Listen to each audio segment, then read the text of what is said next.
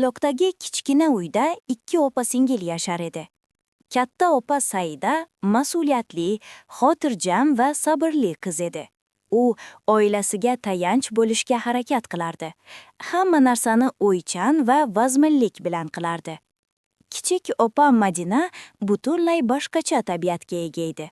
Uning ko'zlari doimo orzular bilan yonardi va qalbi his-tuyg'ularga osongina berilib ketardi. Opa-singillar bir-birlarini juda yaxshi ko'rishardi. Ular bolaligidan birga ulg'ayishgan, sirlari va orzularini baham ko'rishgan.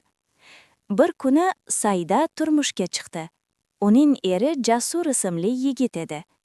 Jasur ko'p gapirmaydigan, lekin odamlar uni osongina yoqtiradigan yigit edi. To'ydan keyin Saida baxtli ko'rinishni boshladi. Madina singlisining baxtidan xursand edi. Ammo vaqt o'tishi bilan hamma narsa asta-sekin o'zgara boshladi. Bir kuni Madina singlisini ko'rish uchun ularning uyiga bordi.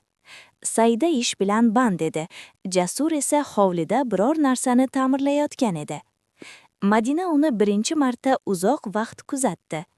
Jasurning xotirjamligi, sukut saqlashi, gapirgan sokin ovozi bularning barchasi Madinani hayratda qoldirdi. Charchamadingizmi? Dedi Madina soddagina. Yo'q, hali qilinadigan ishlar ko'p, deb javob berdi Jasur. Bu oddiy suhbat Madinaning qalbida tushunarsiz tuyg'u uyg'otdi. Keyingi haftalarda Madina singlisini tez-tez ko'ra boshladi. Avvaliga bu oddiy tashriflar edi, lekin u Jasurni har safar ko'rganida yuragi tez urardi. U bu tuyg'uni o'zidan yashirishga harakat qildi. Bu noto'g'ri, dedi u o'ziga. Lekin ba'zida inson qalbi aqlga quloq solmaydi. Bir kuni Saida shaharga ish bilan ketdi. Uyda faqat Madina va Jasur qoldi. Avvaliga ular jim o'tirishdi. Keyin oddiy suhbatlar boshlandi. Saida siz haqingizda ko'p gapiradi, dedi Jasur. Yaxshi narsalarmi? Albatta, u sizni juda yaxshi ko'radi.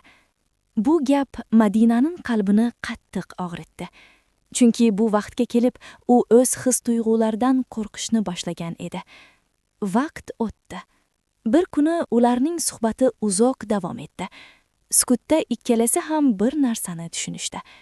Bu yo'l noto'g'ri yo'l edi, lekin ular unga qadam qo'yishgan edi. O'sha kundan keyin Madina o'zini boshqacha his qila boshladi. Endi u singlisining ko'ziga to'g'ri qarashga qiynaldi. Bir necha oydan keyin Saida ham o'zgarishni seza boshladi. Uning ko'zlari singlisiga boshqacha qaray boshladi. Bir kuni u to'satdan so'radi. Madina, agar sendan bir narsa so'rasam, rostini aytasanmi? Madina jim qoldi. Jasurni sevmadingmi? Bu savol havoni muzlatib qo'ydi. Madinaning ko'zlaridan yosh oqdi. Bu javob edi. Opaning yuragi. Saida uzoq vaqt jim qoldi. Keyin u past ovozda dedi. Men senga ishongan edim. Bu so'zlar Madinaning yuragiga xanjardek sanchildi.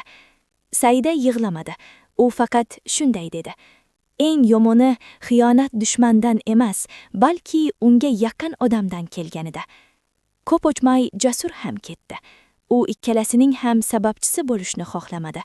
Saida uning uyidan chiqib ketdi. Madina qoldi. Lekin endi uning hech narsasi yo'q edi. Singlisi ham yo'q edi. Sevgi ham yo'q edi. Oila ham yo'q edi. Faqat sukunat. Kunlar o'tdi. Madina bir narsani angladi. Ba'zan inson sevgi deb o'ylagan narsa aslida obsessiyadir. Haqiqiy sevgi hech qachon boshqa birovning baxtini yo'q qilish bilan qurilmaydi. Madina buni juda kech angladi. Endi u faqat pushaymonlik qoldi va yolg'izlik.